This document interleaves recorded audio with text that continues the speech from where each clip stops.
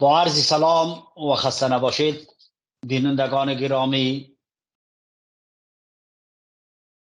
با بهانه یا با مناسبت 36مین سالیاد وفات ادیب، شاعر و سخنور زمان جهاد استاد خلیل الله خلیلی مصاحبه ترتیب دادیم همراه جناب استاد محترم دکتر محمد الله صخره که خواستیم در وقت اندکی از این موضوع استفاده بکنیم و به بهانه همین مناسبت یک مروری داشته باشیم بر ادبیات، اصطلاحات و حالت ادبی و علمی دوران جهاد که متاسفانه وقتی ایشان زخم هست، ولی با آن هم لطف کردن این زمینه رو برای ما مساعد ساختن. انشاءالله امیدوار هستم که همه ما و شما از حضوری مبارک ایشان استفاده ببریم. عنوان بحث ما هم است ادبیات دوران جهاد. سوال اول اینجور مطرح میکنیم که جناب دکتر صاحب می شود در رابطه با ادبیات زمان جهاد یک معلومات کلی و عمومی ارائه کنید که این ادبیات چگونه بود، با ادبیات قبل از انقلاب و یا جهاد چه فرقهایی داشت و فرق ادبیات محیط جهاد یا هجرت در پاکستان و ایران با فرق ادبیات و جریان‌های داخلی افغانستان چی بود؟ ما میشنویم. بسم الله الرحمن الرحیم. الحمد لله والصلاة والسلام علی رسول الله و علی آله و صحبه و من والاه. و خدمت شما دوست گرامی قیاسی صاحب محترم و تمام دوستانی که این برنامه خوب شما را تعقیب میکنن سلام عرض میکنم و به این مناسبت که واقعا یاد آرنده یک شخصیت فرزانه از فرزانه های کشور ما هست، از خداوند متعال در این روز مبارک روز جمعه است، یعنی روان ایشان را شاد، روح ایشان را شاد آرزو میکنیم. و عرض بکنم در رابطه با سوال شما یا چیزی که مطرح کرده، ما ادیب نیستم، یعنی ما شاعر و مطلع بر تاریخ ادبیات و این مسائل به شکلی عابرانه و کششگر و متذوق، به گفته عرب ها متذوق شعر و ادب هست. ولی بدون شک از اینکه علاقه دارم به قضايا عرفانی و موضوع تصوف و این مسائل، بنان به شعر یک حالتی فصل ناپذیر از بدنه عرفان و تصوف هست. استاد خلیل الله خلیلی را ما در آوانی که نوجوان بودیم، کودک و نوجوان در پاکستان دوره جهاد بر علیه اشغال روس، با نامی از اونها ما آشنا بودم و چون شما هم خواستین که اون مرحله را مطرح بکنین و یادآوری شود از اون وقت و از اون دوره، خواستم که یعنی سهم بگیرم. استاد خلیل الله خلیلی در رأس ادبیات جهاد قرار داشت. در پاکستان ما و شما میفهمیم و شاید حالی یک نسل نو کمی مطلع نباشد، 7 تنظیم جهادی در پاکستان قرار داشت و این تنظیم ها هر کدامشان از خودشان کمپه های خاصی داشتند و کمپه هایی که در اونجا مهاجرین در اون زندگی میکرد و غنده های خاصی نظامی از خودشان داشتند که مجاهدین از اینها در اونجا تمرین میدیدن و بر علیه اشغال روس در افغانستان می جنگیدن. صرف نظر از اینکه دولت ها و سوء استفاده سیاسی و نظامی دنیا و خود کشور میزبان پاکستان و اینان از قضایا چی بود، برای منتها مردم افغانستان در مقابل یک اشغال وقیح و یک اشغال نادرست و تجاوزی یک کشوری هم که دارای یک ایدئولوژی خاصی ماتریالیستی بود، مردم در مقابل از او برخواسته بودند و جهادی برحقی داشتند و به پاکستان در حدود 5 میلیون افغان بیشتر یا کمتر پناهنده شده بودند و در این کمپ‌ها بناهن زمینه سازی طوری شده بود که این تنظیم های جهادی هر کدامشان مکاتب داشته باشند. مکاتب و مدارس از توی جریان های مختلف تمویل میشد. از سوی پاکستان مکاتب بود، از سوی خود تنظیم ها بود، از سوی بعضی احزاب و جنبش های مذهبی و سیاسی خود پاکستان بود، از سوی ایران به طور محدود بعضی چیزها بود مکاتبی، از سوی عربستان بود، از سوی کویت بود. کل اینها در مجموع یک نوع ادبیاتی را برای اطفال افغان زیادتر تشویق میکرد که ادبیات جنگ بود و این نقاط مثبت و منفی خودش را داشت.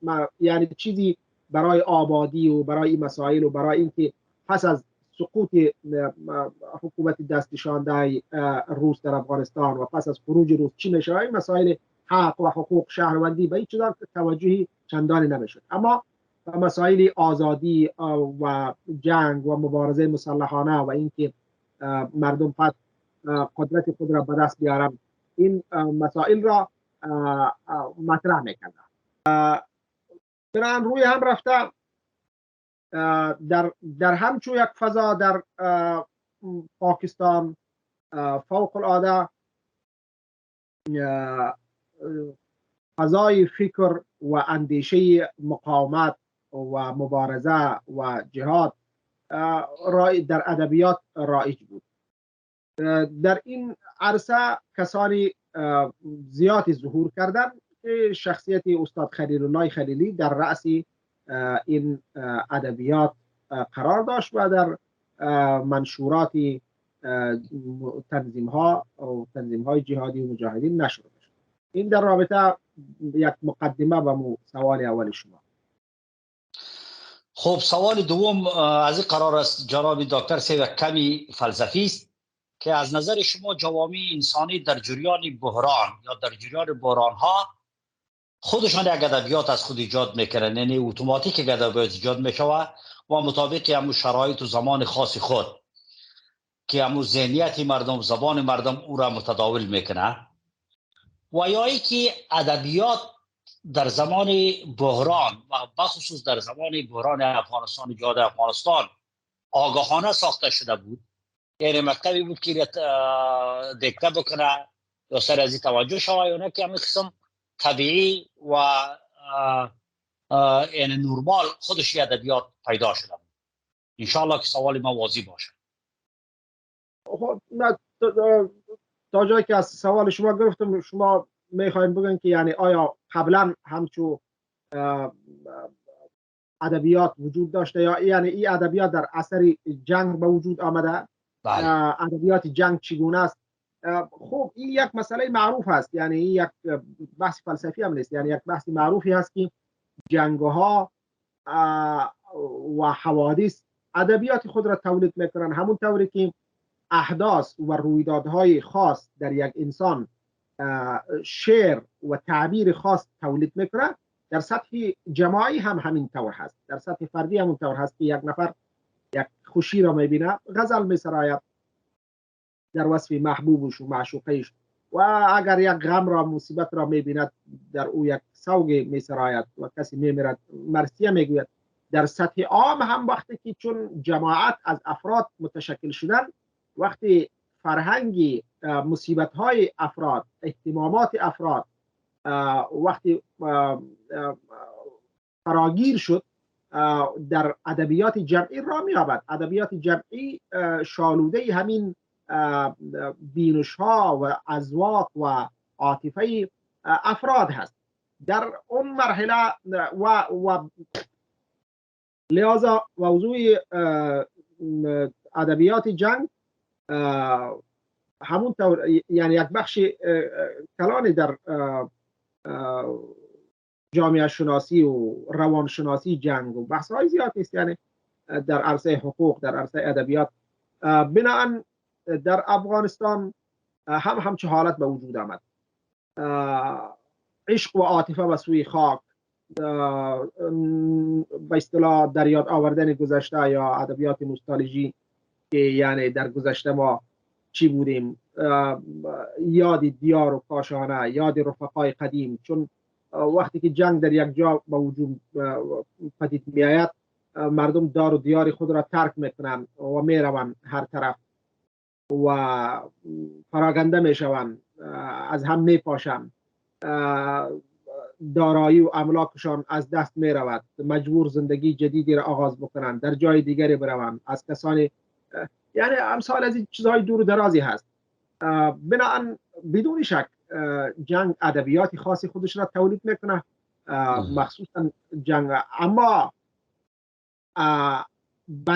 از گروه هایی که در این جنگ سهیم هستند، افرادی که در این جنگ سهیم هستند، نظر به ایدئولوژی خاصی که دارن، اعتقادات خاصی دارن، اونها هم ادبیات خاصی خودشون را تولید میکنن. و گروه های مسلحی که مثلا کمونیست بودن یا کمونیست مشرب بودن، جنگ ها کردن در کوبا، در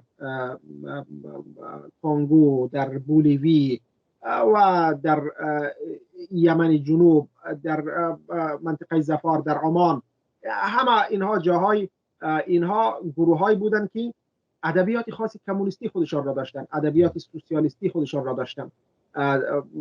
ولی در جاهایی که جنگ بر علیه مثلا کفر بوده و در اونجا مردم از منظور عقیده اسلامی جنگ و جهاد کردن، اونها باز ادبیات اسلامی در اونجا حکم فرما بوده.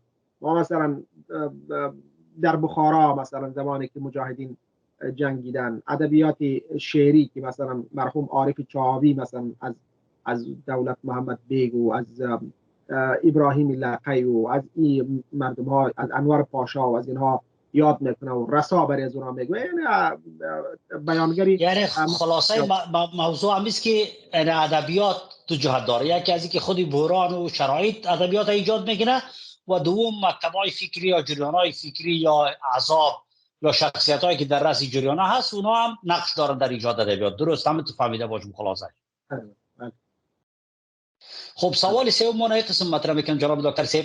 ما شما در جریان هست که مردم افغانستان که بیشترشان مهاجر بعد از کودتای 7 سر و تعقیب از تجاوز اتحاد شوروی به افغانستان و اشغال افغانستان، که مردم مجبور شدن، از روی مجبوری عامه مردم در پلوی قیام مهاجر شدن به پاکستان و به ایران که به روایتی در مجموع مهاجرین 5 میلیون بودن و اونا ذهنیت و قسمی که قبلا هم در سوال قبلی گفتین ذهنیت و ادبیات خاص خودش داشتند که جدا از ذهنیت و ادبیاتی بود که در ساحه رژیم کابل یا رژیم های خلق و پرچم در کابل و در افغانستان، ولایت افغانستان بود.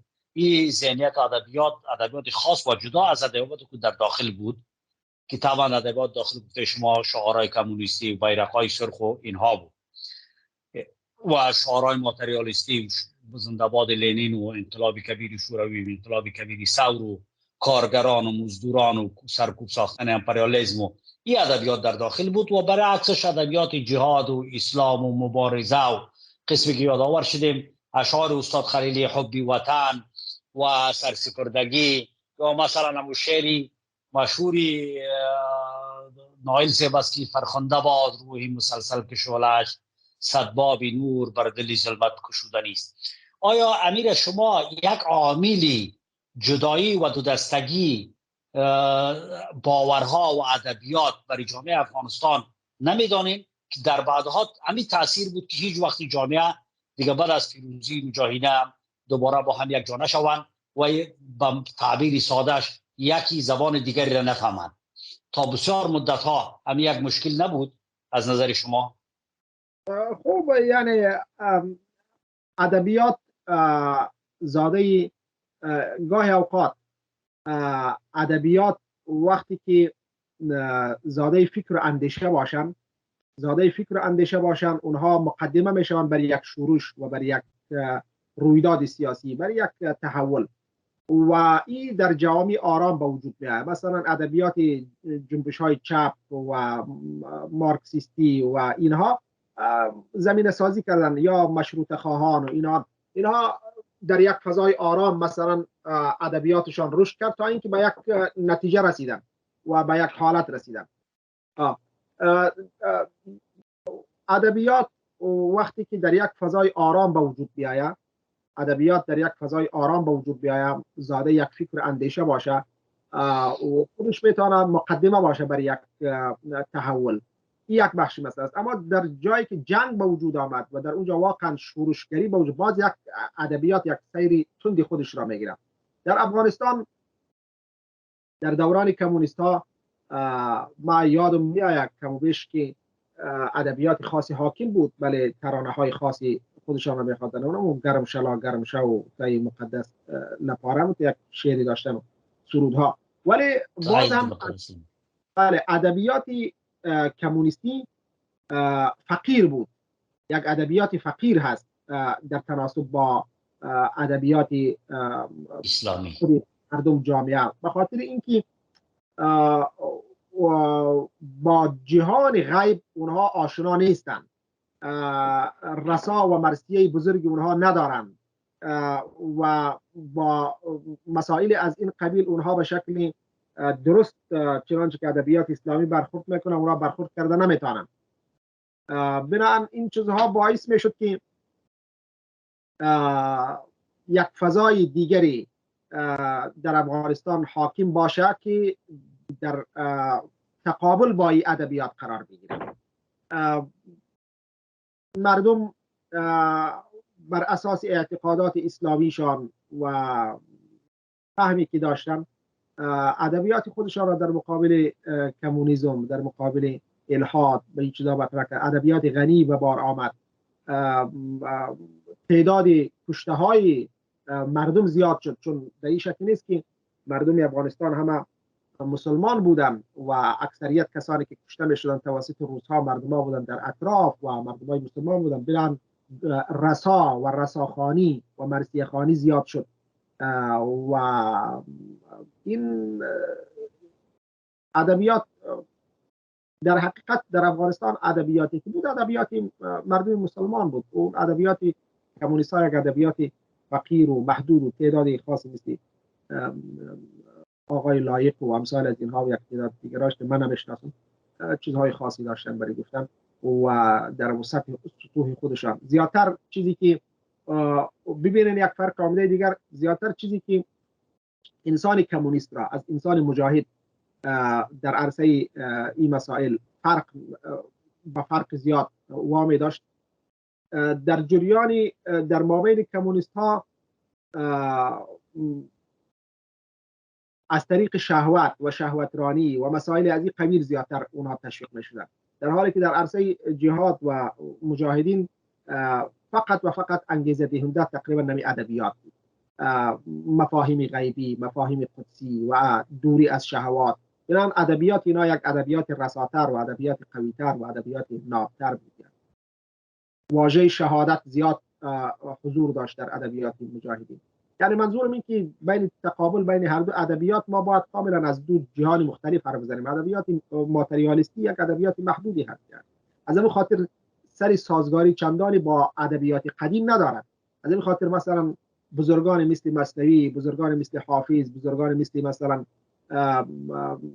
بیدیل، سنایی، کل اینها در ادبیات ماتریالیستی هیچ جایی ندارن، هیچ جایگاهی ندارن، نمیتونن از اینا کدام اقتباسی بکنن. یک از این خاطر ما میبینیم که در تمام شعر بیدیل یک شعر است که میگه که هیچ جسمی به هیولا قابل صورت نشد، آدمی قبل از آن آدم شود بوزی نبود. تمام کمونیستان دو امیر گرفتن، چون در تمام گم شده ایشان را به اصطلاح در مابین همین کتاب امیر رفتن که معروف است که کاملا با گپ نظریه تطور و ارتقا و داروینی اشاره میکنه و یک مسئله دیگری داره که طلب آدمیت است. منظور یک ادبیات فقیری داشتن. یعنی خب سوال چهارم ما سوال دیگه اینجا بود، خود را کوتاه بگم چون جوابها پیدا شد در خلال صحبتی که شما کردین. سوال چهارم این قسم است که به نظر شما امی از تنظیم‌های جهادی که به خصوص در پشاور وجود داشته و برجستگی ابو جهاد هم در اونجا بود دیگه بیشتر نسبت به ایران، دیگه از این تنظیم‌های جهادی فعالیت‌های ادبی و تبلیغاتی و فرهنگی کدامشون در پاکستان به نظر شما سازنده و برجسته بود؟ چون این یک امانتی تاریخ است، این را باید شما بگویید که خدا نخواسته کدام تعصبی گپا نیست.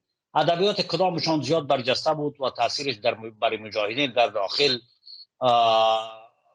بیشتر بود در این تنظیم ها کدامش زیاد برای سر ادبیات توجه میکردن و نشرات گپا داشتن؟ ما او تاثیرش در داخل اونقدر نمیفهمم و شاید هم امو ادبیات را مردمی که زیادتر به شعر و شاعری علاقه داشته باشن اونا زیادتر تقبل میکنن. اما در سالهای سال 64 تا سال 70 ما که یعنی تقریبا سال سقوط دولت دکتر نجیب در افغانستان بود، ما شاهد بودم در پاکستان. همین مجله ها را میخواندم، میفهمیدم تنظیم های جهادی همه فعالیت های فرهنگی خودشان را داشتن، کمیته فرهنگی داشتن، کمیته نشرات داشتن و طوری که گفتم منتها تمرکز بعضی تنظیم ها بر مدارس بود. حرکت انقلاب اسلامی افغانستان به رهبری مرحوم مولوی سیب محمدی تمرکز زیادی از این بالای مدارس بود. زیاد در کمپ چرات و همون طرفا کمپ هم داشتم، زیادتر در اونجا توجهش به فارغ شدن طلابی مسائل بود تا جایی که من یادم میاد. بیشترین تنظیم هایی که بر عرصه فرهنگی توجه داشتن تنظیم جمعیت اسلامی افغانستان بود و تنظیم حزب اسلامی افغانستان. این دو تنظیم زیادتر تمرکز داشتن بالای ادبیات فارسی و پشتو. و مجله میثاق خون مجله ادبی بزرگی بود. ما میتونم بگم که جمعیت اسلامی یعنی بزرگترین سطح ادب و ادبگرایی را در مابین مهاجرین و مجاهدین در افغانستان رشد میداد. نشرات مختلفی داشت. اشعار استاد خلیلی اکثرا از جمعیت صادر میشد و حزب اسلامی افغانستان هم نشرات بسیار خوب و فعالیت فرهنگی منظمی داشت. کمیته فرهنگی درستی داشت. جریده شهادت اشعار نشر میکرد و مجله هم داشتن که نمیفهم شفق بود چی بود نامش یادم رفته. تنظیم اتحاد اسلامی افغانستان هم در نشرات عربیش چیزی داشت، فکر میکنم نمیفهم یک مجله داشت به نام بنیان مرصوص که بسیار ادبیات جهاد به خارج زیاد معرفی میکرد به کشورهای اسلامی و عربی.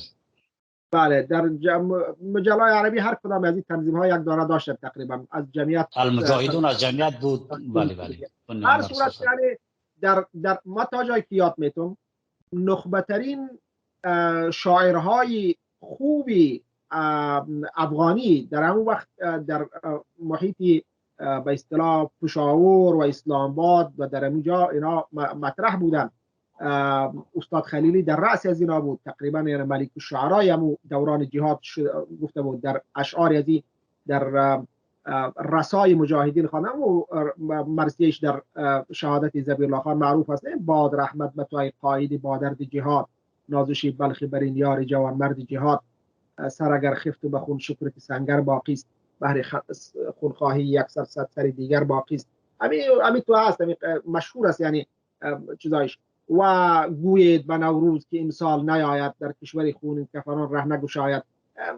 نوروزنامه‌اش بهار وقتی که میشد بهاریه ها می برآمد و اکثرا شاعرها می رفتن از پیش استاد خلیلی که در اسلام آباد زندگی میکرد، از او تقریض می گرفتن در کتابشان و در نوشتهشان. مرحوم مولوی محمد حنیف بلخی کتاب زیبای پری طاووس را نوشته کرد که در او شاعرای زیادی را، کتاب رساله به نام خروش و دیگه اینها اکثرا تقریضش را از استاد خلیلی میگرفت. همین قسم استاد عبدالاحد تارشی یعنی از جمله شاعرای معروف در اونجا بود که اشعارش همیشه نشر میشد در مجله میثاق خون، یعنی زیاد تولید داشت. خیلی رسائل و خیلی اشعار استاد تارشی نشر میشد. یعنی ما که در اون وقت یعنی نوجوان بودیم یعنی میشنیم، نمیدیدیم از چون فضای دیدن و مسائل امکانات کم بود، ولی هم چیزایی بود. استاد عبدالقیوم ملکزاد اشعارش و رساله هایش، قصه هایش اینا نشر میشد. کسی برام ناصرالدین جوال میگفتن از فاریاب، اینا نویسنده هایی بودن. استاد بیرنگ میگفتن، بیرنگ کوهدامنی، استاد آینه، اینا بسیار کسانی بودن که مستقیم میگفتن. کسانی زیادی که اشعارشان در مجله می آمد و هزارها مهاجر و پناهنده افغانی این را میخواند و از این الگو میگرفت. حتی زمانی مثلا میخواندن که عکسی یک مجاهد مثلا در سر یک قبر هست، دشمنی مکار چی پنداشته، فاتحی مسکو شدنم آرزوست، پای مزار شهدا پرچم سبز حق برافراشتنم آرزوست. این پا اشعاری شهیدای مرحوم را میخواندن که معروف بود که ذره خاک وطن را به کرملین ندهم. اینمی اشعار جنگ و میهندوستی و مقاومت و اشغال ستیزی در مابین هزارها انسان وجود داشت و همه اینها به این عقیده بودن که این رهبریت جهاد و مجاهدین زمانی که میروند حتما یک حکومت دلخواه به وجود میارن. یک تصوری بسیار چون پاکستان هم همین مهاجرین را در تنگناهای قرار داده بود که ذهنشان باز نباشه، فقط نمی مقابله را میفهمیدن، اما چیزی به نام دولت سازی و اینکه بعد از رفتن در یک جای چی صراعات چی کشاکش های چیزا به وجود میاد ایرا فکر نمیکردن و حتی قیاس هم نمیکردن به بعضی احداثی که در داخل وطن رخ میداد. متاسفانه که رهبریت های مجاهدین از عهده این امانت بزرگ به در نیامدن و خداوند با اینها محاسبه خواهد کرد. خب دیگه سوال پنجم و ششم خود یک جا مطرح میکنیم و کوتاه در رابطه اشاره کنیم. اولا که از شخصیت های بزرگ و برجسته ادبی آن زمان هجرت شما یاد کردین، اگر کسای دیگه هم در ذهنتان باشه او را باز بگوین. از شخصیت های خوب یاد کردین. دیگه یک سوال اینجا هست که همین ادبیات ما شما همزمان در اونجا بودیم، همین ادبیات که در جراید مجاهدین پخش میشد یک بخش منفی هم داشت که بعضی ادبیات منفی گرایی بود و ادبیاتی بود که از روزهای اول عقده و تفریقه و چیزا را ایجاد میکرد. به نظر ما یا مثلا به صراحت مثلا کوبیدن یک دیگر گپا که در ادبیات وارد به خصوص جراید حزب اسلامی که جریده شهادت کار را میکرد در رابطه با شخصیت‌های جهاد، در رابطه با قماندان‌ها، اینها یک پروپاگاندا یا نشرات منفی میکرد و در عکسش هم اگر یادتان باشه با جمعیت معمولا عکس العمل نشان میداد و او را جواب میگفت. در رابطه با منفی بودن این مسئله یا از اینکه سرآغاز یک تفریقه بود و تا امروز دوام کرده، این مسئله را اشاره کنیم کوتاه. و دیگه است که در مجموع ادبیات دوران جهاد چی تأثیر مثبت به باورها، اعتقادات، جهانبینی و ذهنیت علمی مردم افغانستان و جامعه افغانستان داشت. چرا قبل از او دیگه مردم افغانستان یک مردم مسلمان سنتی بودن، حتی اهمیت امیر که نماز جماعت باید حتما خوانده شود، در سفر چه قسم خوانده شود، مردم عامه افغانستان از این مسائل دور بودن. یعنی تاثیرش به باورها، به اعتقاد و به جهان بینی و همچنان به رو آوردن مردم به علم و تاثیر این گپا چی بود؟ این در ارتباط همین آخرین سوال است صحبت میکنیم، بعد انشاءالله که مصاحبه خود جمع بندی میکنیم. جناب دکتر صاحب در اون مسئله بخش اولی سوالتان ببینن، ما به این عقیده است، به این نظر است که ما همیشه در رویدادهای سیاسی افغانستان مخصوصا تنظیم‌های مجاهدین هر کدامش رویدادی سیاسی و نظامی افغانستان را، رویداد افغانستان را از منظور خودش خوانده. یعنی طوری کرده که گویا روایت تنظیم دیگر کاملا غلط هست و مبرر همی هست. جمعیت فکر کرده که تمام روایتی که ما ارائه میکنم از قضایا و رویدادها همین درست است و ما بر حق بودیم و حزب دیگه است کذاب هست و دروغ میگوید و اون واقعیت نداره و او حزب هم چیزی فکر میکنه. همین چیزی نیست. از لابلای از این چیزها انسان میبینه. تمامی یک بحث دیگری میطلبه که بین اخلاقیات قماندان‌های این تنظیم‌ها هم مقایسه شود که اینا چه اخلاقیات داشتن. فساد و افساد در مابین تمام قماندان‌ها از اینها وجود داشت. هر کدام از اینها، هیچ کدام از اینها کدام امتیازی چندانی نداشتن. بله یک سلسله احداث و رویدادهایی بود. به هر صورت میتونه انسان بگویم به نظر من که جمعیت یک جریانی بازتر از نظر فکری و از نظر قومی بود، به خاطری که در تمام گوشه و کنار افغانستان از خود مرکز داشت و از خود جای داشت. روابطش مثلا با تنظیم اتحاد با بقیه جریان‌های دیگر هم خوب بود. خب به هر صورت این یک مسئله محض سیاسی است. اما ادبیات چرا مردم در پاکستان آمدن تحول کرد؟ ببینید در افغانستان سوال می بود که تأثیر ادبیات با باور و اعتقادات مردم و رو آوردن شد با مسئله علمی و درس و تعلیم گپا چی بود؟ سوالی بود. این همین چیزی که ما در لابیلای کل این مسائل گفتیم. وقتی که آدم که وقتی یک وطن را ترک کرد به یک محیط دیگر آمد، کار و بار و روزگار و زندگیش را از دست می‌داد. 5 میلیون نفوس وقتی به پاکستان آمدن، اینا چی میکردن؟ اینها نمیتونستن که برای آن زراعت بکنن، اینها نمیتونستن که برای آن مثلا دکان و دکانداری باز کنن، مگر گرچه پاکستان یک سلسله آزادی های زیادی برای زنا داده بود. چیزی برای افغان کالونی بود، برد بود، تکال بود، نمیدونم چیزا، پشاورمور بود، این چیزا بود، ولی باز هم این پاسخگوی 5 میلیون انسان نبود. 5 میلیون انسان همه در کمپ ها اکثریت از اینا بودن. خود در اون کمپ ها چی میکردن؟ نه منتظر بودن. پس مکاتب می آمد، اکثرا وقتشان را به می فکر میکردن که ما مکتب بخوریم. مکتب ها عبارت از فقط یک خیمه بود و سازمان ملل می آمد یک برنامه فاسد سازی ذهنی را به نام این سازمان ملل داشت. یعنی افغانستان 40 سال است که با سازمان ملل در عرصه علم و دانش و مکتب و این مسائل را میزنه، ولی از گدایگری نبرآمده. همین قسم سومال، همین قسم کشورهای دیگه، در هر کشوری که سازمان ملل داخل شده، یعنی فاتحه فرهنگی و ادبی و سیاسی کشور باید خوانده شود.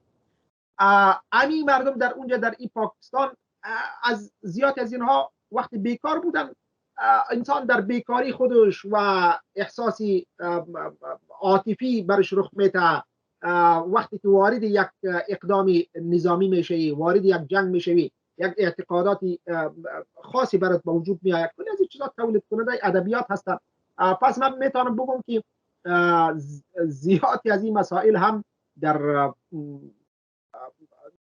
عرصه ادبیات در پاکستان. چرا پاکستان میگم؟ به خاطر در دوران جهاد 90% نشریات از پاکستان میشه، یعنی در داخل افغانستان اینطور نبود. بسیار بجز بعضی روزنامه ها، بعضی نشریه های خاصی، به طبق مجله ها، جنتری ها، تمام چیزا از پاکستان میره. کمیته های فرهنگی در پاکستان فعال بودن. پس بران اینجا یک وضعیت اقتصادی، وضعیت اجتماعی تاثیر خودش را داشت. بسیار تشکر جناب دکتر صاحب که با همه گرفتاریاتان، با همه پریشانیاتان امروز برای ما وقت دادین. الان وقتتان میفهم بسیار ضیق است. فقط یک وعده برای ما بودین که در چی موضوع بخیر هفته آینده یا در جریان هفته که در زندگی شخصی خودتان کدام وقت برای یک نیم ساعت یگان موضوع را انتخاب بکنین که انشاءالله ما شما را یک زحمت بتم. شما از ما یک دو سه وعده مصاحبه قرضدار هستید. نه انشاءالله که باز میشه یگان شعر و دیپلم خوانی و شعرخوانی و چیزا میشد باز خوبتر بود. انشاءالله باز میشه. حتما برنامه‌های دیگری خواهیم داشتن. سلامت باشید، زنده باشید دکتر صاحب. بسیار تشکر. موضوع دلچسب بود به خاطر از اینکه ما را خودمان به یک خاطره ها و به یک دوران سابق پس برگرداند. یعنی چیزای معقولی بود. یعنی از خاطر و فهمیدن از این و تدوین از این چیز مهمی هست. یعنی بسیار چیزهایی هست که نیمی ادبیاتی بلکه یعنی یک دوره بزرگی از رویداد افغانستان را فهمیدن اوضاع پشاور و پاکستان و این مسائل تشکیل میده. برای خودتان خوبتر میفهمید دیگه. شما خودتان در اونجا بود. سلام علیکم. تشکر جناب دکتر صاحب. و قیاسی صاحب